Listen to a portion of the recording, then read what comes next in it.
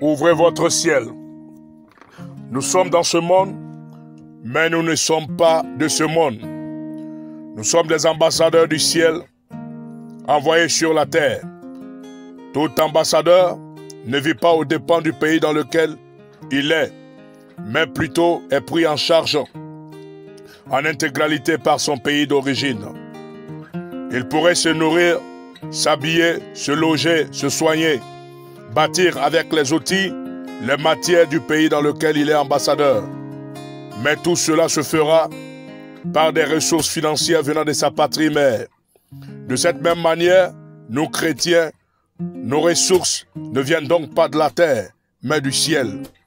Le ciel ordonne et la terre exécute. Le ciel est divisé en trois. Nous le savons très bien.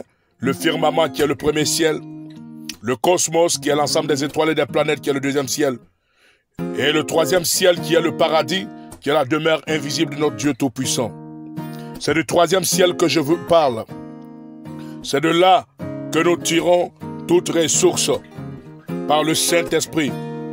Le troisième ciel est la source de toute bonne chose pour le chrétien. Jacques 1, verset 17, je cite, « Toute grâce excellente et tout don parfait descend d'en haut du Père des Lumières, chez lequel il n'y a ni changement ni ombre de variation. Nos provisions nous viennent en vérité du ciel. Et comment cela est possible? Le ciel est le lieu du trésor, déclare Deutéronome 28, verset 12. C'est pourquoi tout chrétien devrait s'assurer de son ciel ouvert.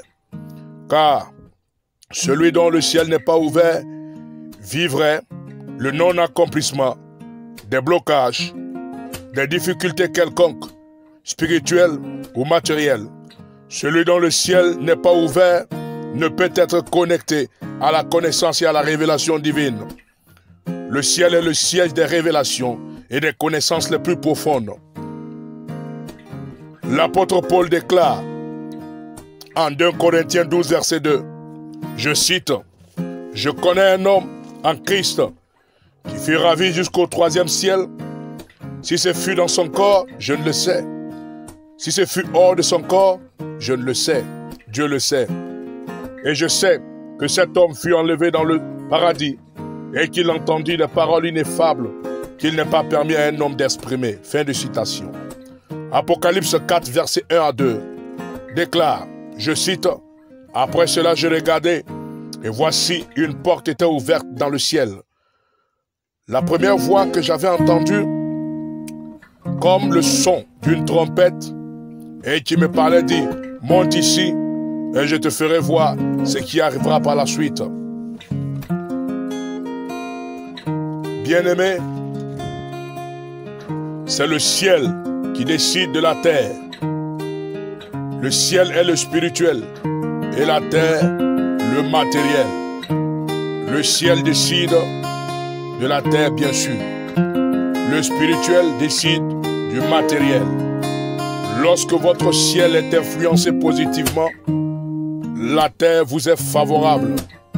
D'où l'importance d'être en intimité avec votre ciel.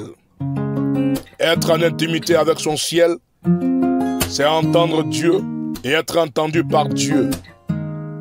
C'est marcher avec Dieu sans limite ni barrière, comme Enoch, comme l'apôtre Paul, comme notre Seigneur Jésus lui-même. Voici la prière que notre Seigneur faisait à cet effet.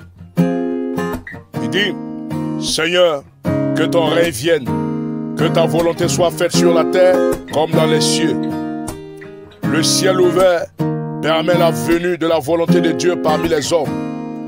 L'exaucement, la bénédiction. Malachie 3, verset 10. Le ciel ouvert permet le règne de Dieu sur la terre et donne un mandat céleste à ses envoyés afin d'exercer la volonté de Dieu avec autorité parmi les hommes. Le ciel ouvert permet l'établissement du royaume de Dieu parmi les hommes. Le ciel pourrait s'ouvrir pour vous, comme avec Jacob, par une échelle, pour établir en vous le plan parfait de Dieu et une assistance angélique, prophétique. Votre ciel pourrait s'ouvrir pour libérer la manne du ciel, des cailles, comme avec les enfants d'Israël dans le désert. Votre ciel pourrait s'ouvrir aujourd'hui même pour apporter la pluie, comme avec Élie pendant la sécheresse, la famine de 3 ans et demi. Votre ciel pourrait s'ouvrir pour libérer le feu contre les forces qui viennent contre vous. Invoquez l'Éternel, mais tout d'abord, repentez-vous de toutes vos mauvaises œuvres et de vos mauvaises voies. Ésaïe 59, versets 1 à 3 déclare: la main de Dieu n'est pas courte pour s'étendre, ni son oreille dure pour entendre. Ce sont nos péchés, ce sont nos crimes qui ferment notre ciel. Plaidez la grâce du pardon de Dieu par le sang de Jésus. Colossiens 2, verset 14. Il a effacé l'acte dont les ordonnances nous condamnaient et qui subsistait contre nous. Par la croix, enfermez-vous et priez. Entrez en intimité avec le Saint-Esprit et votre ciel s'ouvrira. Honorez votre Dieu avec des sacrifices, avec vos dîmes, vos offrandes et des vœux pour ouvrir votre ciel des finances. Que votre ciel s'ouvre dès maintenant au nom de Jésus.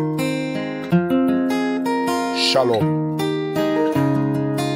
Apôtre Dara.